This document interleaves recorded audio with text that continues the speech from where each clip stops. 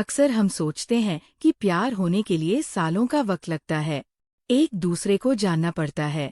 लेकिन कभी कभी सिर्फ कुछ पल ही काफी होते हैं किसी अजनबी को अपना बनाने के लिए।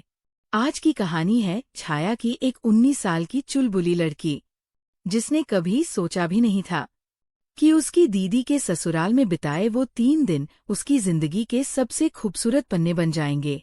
ये कहानी है खामोशी, धड़कन और एक अनकही मोहब्बत की।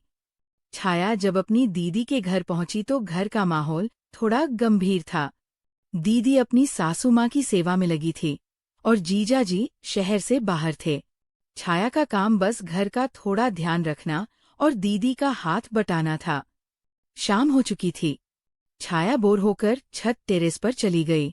हवा में हल्की ठंडक थी।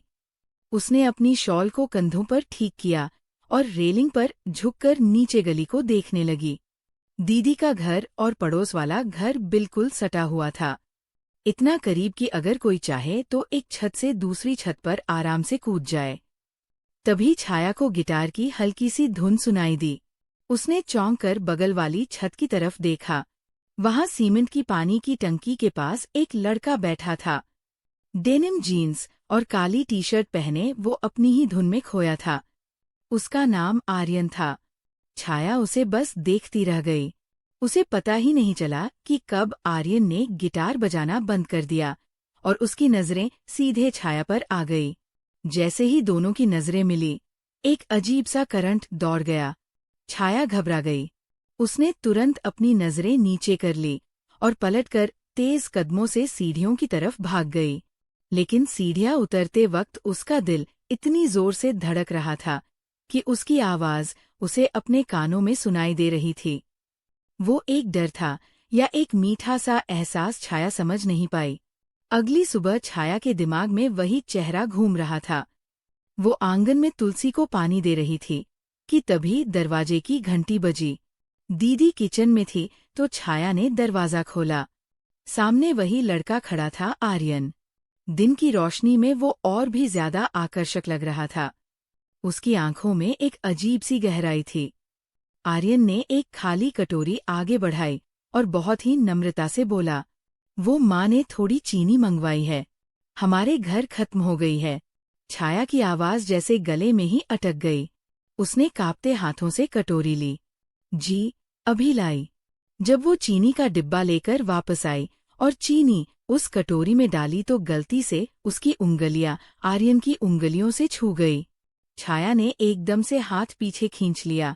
आर्यन हल्का सा मुस्कुराया। उसकी मुस्कान में कोई शरारत नहीं, बस एक ठहराव था। उसने कहा, शुक्रिया, वैसे मैंने आपको पहले यहाँ नहीं देखा। छाया ने नजरें झुकाकर जवाब दिया, मैं दीदी की बहन हूँ। कुछ दिनों के लिए आई हूँ। अच्छा, तो अब छत पर सन्नाटा नहीं रहेगा, आर्यन ने धीरे से कहा और मुड़कर चला गया। छाया वही दरवाजे पर खड़ी उसे जाते हुए देखती रही। उस एक वाक्य ने छाया के गालों पर लालिमा बिखेर दी थी।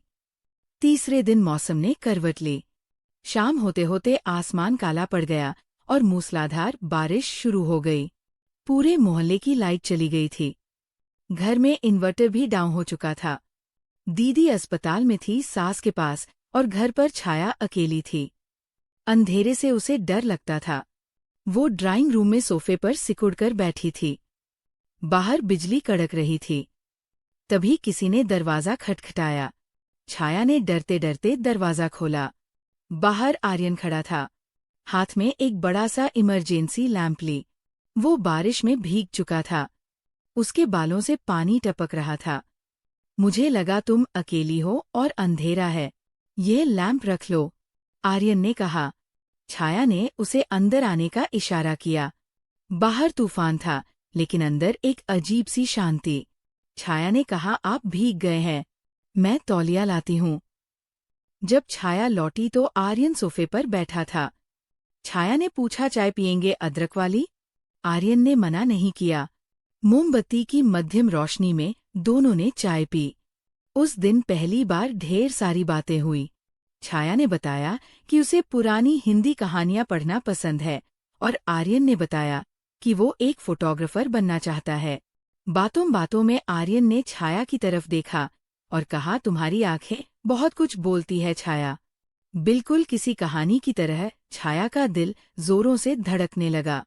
उस पल उसे लगा कि वक्त वही थम जाए। ना लाइट आए, ना बारिश रुके और ना ये रात खत्म हो।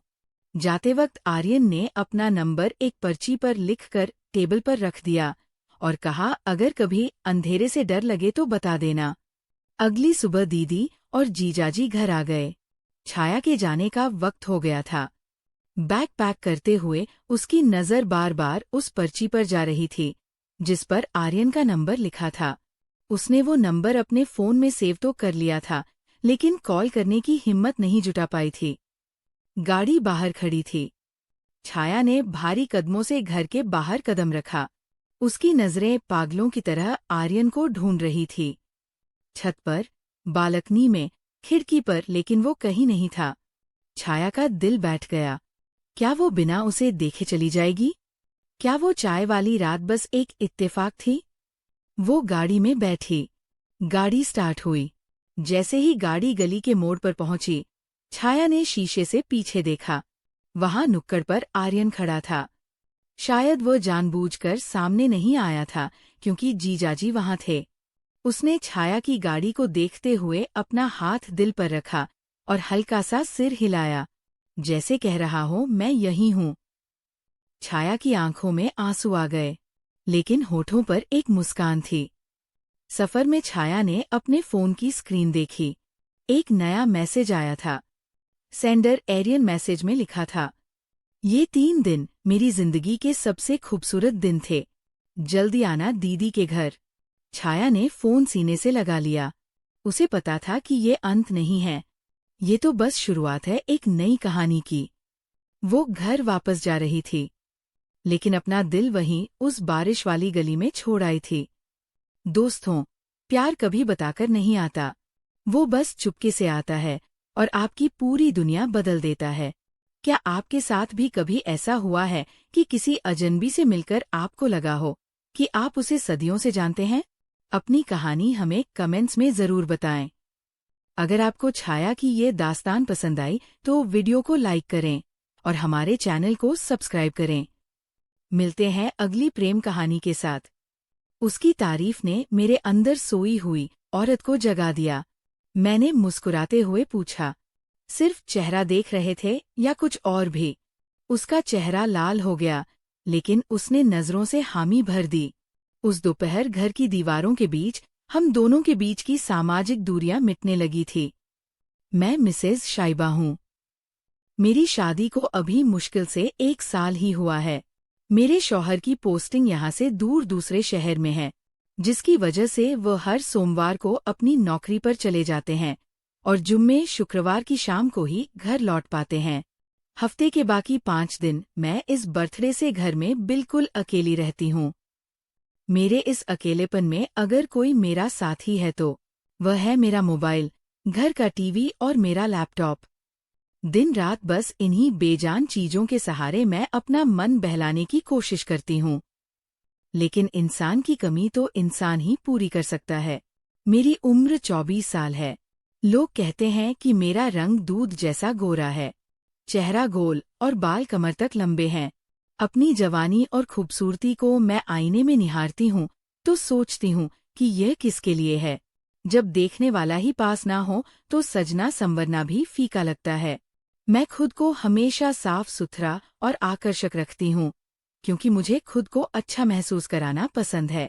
शादी से पहले की वो चंचलता अब एक खामोशी में बदल गई थी। जब मैं अकेली होती हूँ तो अक्सर ख्यालों में खो जाती हूँ। एक ऐसा ख्याल जहाँ कोई हो जो मुझे उस तरह देखे जैसे एक औरत को देखा जाना चाहिए। लैपटॉप पर फिल्में देखते हुए अक्सर मैं उन रोमांटिक पलों को महसूस करती हूँ और सोचती हूँ कि काश मेरी जिंदगी में भी वो रोमांच होता। शादी के बाद मैं अपने शौहर के अलावा किसी और के बारे में नहीं सोचती थी, लेकिन वक्त की तन्हाई इंसान को कमजोर बना देती है। मैं प्यार और स्पर्श के लिए बेताब रहने लगी थी। अचानक उस दिन दोपहर में डोरबेल बजी। घर में सन्नाटा था, इसीलिए घंटी की आवाज भी गूंज उठी। मैंने अपना पल्लू ठीक किया और बेडरूम से निकलकर दरवाजा खोला। सामने एक लोड़ा का खद्दा था। उसने नजरें झुकाकर कहा, मैडम मैं विमल हूँ, आपका गैस सिलेंडर लाया हूँ। मैंने उसे ऊपर से नीचे तक देखा। करीब 28 से 30 साल का वो लाडका, गोरा चिट्टा और गठीला बदन, उसकी बाहों पर मेहनत की लकीरें थी और चेहरे पर पसीने की बूंदें चमक रही थी। एक ही नज़र में वो मुझे भाग गया। मेरे दिल की धड़कन थड्डी तेज हो गई, जैसे बरसों से शांत पद्धे पानी में किसी ने पत्थर फेंक दिया हो। मैंने खुद को संभालते हुए कहा, अच्छा, इसे किचन में रख दो। उसने सिलेंडर कंधे पर उठाया और अंदर आ गया। जब वो किचन में सिलेंडर रख रहा था, मैं दरवाजे पर खड़े उसे देख रही थी। उसकी हरकतें बहुत सधी हुई थी। फिर जब मैं पुराना खाली सिलेंडर झुककर निकालने लगी, तो मुझे महसूस हुआ कि उसकी नजरें मुझ पर टिकी है। एक औरत की छठी इंद्री सिक्स्थ सेंस बहुत तेज होती है। उसे पता चल जाता है कि कोई उसे किस नजर से देख रहा है। उसने झट से कहा, रहने दो मैडम, आप मत उठाओ, भारी है, मैं निकाल लूंगा। उसने सिलेंडर तो निकाल लिया, लेकिन उसकी नजरें मेरे चेहरे और मेरे बदन से हट नहीं रही थी। एक अजीब सी कशिश थी उस पल में। आखिरकार उससे रहा नहीं गया और वो बोल पड़ा, मैडम बुरा ना माने तो एक बात कहूँ, आप बहुत खूबसूरत लग रही हैं। उसकी आवाज में एक कंपन था, जैसे वो ये बात कहने से डर रहा हो। मैंने हल्का सा मुस्कुराते हुए उसकी आंखों में देखा और पूछा, अच्छा लाइन मार रहे हो क्या? वो थोड़ा घबरा गया। नहीं नहीं मैडम, सच में आप बहुत अच्छी लग रही है। वैसे लाइन मारने की मेरी हिम्मत कहाँ? आप कहाँ और मैं कहाँ? मैंने उसकी आंखों में झांकते हुए कहा, क्यों हिम्मत क्यों नहीं है? अच्छे खासे मर्द हो, जवान हो, हिम्मत तो होनी चाहिए। वो फीकी हंसी हंसा, हिम्मत करने से क्या होगा मैडम? कुछ हासिल तो होगा नहीं, बस दिल महसूस कर रह जाऊंगा। मैंने अपने अंदाज में थोड़ी नरमी लाते हुए कहा, किस्मत और मौका उन्हीं को मिलता है जो हिम्मत करते हैं। मेरी इस बात ने जैसे उसे एक इशारा दे दिया।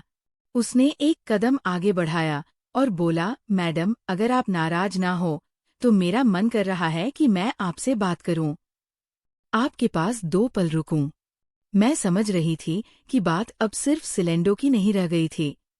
मैंने बनावटी गुस्सा दिखाते हुए कहा, अच्छा तो तुम काम छोड़ आकर मुझसे बातें करना चाहते हो? तुम्हें डर नहीं लगता? वो थोड़ा सक्का गया। सॉरी मैडम, गलती हो गई।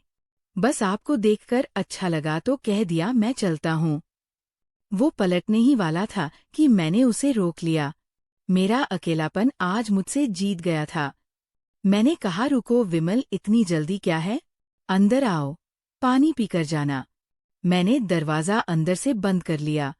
जैसे ही कुंडी की आवाज हुई, कमरे का माहौल बदल गया। मैंने मुड़कर उससे पूछा, सच बताओ, तुम मुझे किस नजर से देख रहे थे? डरो मत, मैं नाराज नहीं हूंगी।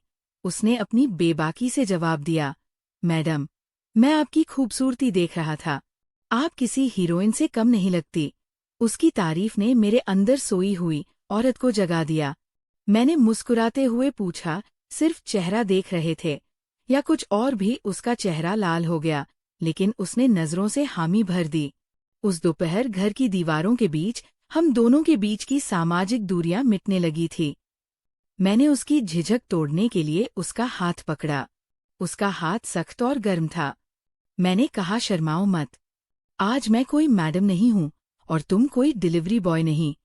उसकी आंखों में चमक आ गई। उसने मेरे हाथ को अपनी हथेलियों में दबाया और कहा, आप सच में बहुत अलग है मैडम। मेरा मतलब है, शाइबाजी बातों का सिलसिला कब जज्बातों में बदल गया पता ही नहीं चला। वो मेरी तारीफ करता रहा और मैं सुनती रही।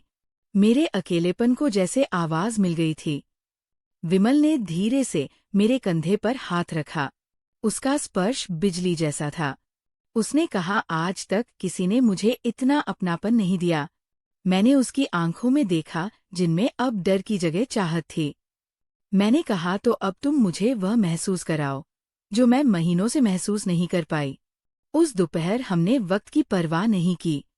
विमल जो पहले इतना डरा हुआ था, अब पूरे आत्मविश्वास के साथ मेरे करीब था। उसकी बातें, उसका स्पर्श और उसकी मौजूदगी ने मुझे ये एहसास दिलाया कि मैं अभी भी जिंदा हूँ। उसने मुझे वो सम्मान और वह प्यार दिया जिसके लिए मैं तरस रही थी। वह मेरे लिए सिर्फ एक लाडच का नहीं था, बल्कि उस पल के लिए मेरा हमसफर बन गया था। उसकी बाहों में मुझे वो सुकून मिला जो बद्दी बद्दी दौलत भी नहीं खरीद सकती थी। हम दोनों अपनी दुनिया में खो गए थे, जहाँ कोई सही गलत नहीं था, बस दो प्यासे दिल थे। काफी देर बाद जब शाम होने को आई, हम दोनों एक सुकून भरी थकान के साथ बैठे थे। जाते वक्त विमल ने मेरी तरफ देखा और कहा, भाभी आज का दिन मैं जिंदगी भर नहीं भूलूंगा। मैंने मुस्कुराते हुए कहा, विमल भूलना तो मैं भी नहीं चाहती। कल फिर आना, शायद फिर किसी चीज की जरूरत पड़ डच जाए। वो समझ गया। उसने अपनी साइकिल उठाई और जाते हुए मुड़कर देखा। कल जरूर आऊंगा भाभी। मैं दरवाजे पर खड़ी उसे तब तक देखती रही जब तक वो गली के मोड़ से ओझल नहीं हो गया। उस दिन मैंने जाना कि कभी कभी एक अजनबी भी आपके दिल के खालीपन को इस तरह भर सकता है जैसा कोई अपना भी नहीं कर पाता। दरवाजा बंद करके जब मैं अंदर आई तो घर अब मुझे काटने को नहीं दौड़ डर रहा था। अब मुझे कल के सूरज का इंतजार था।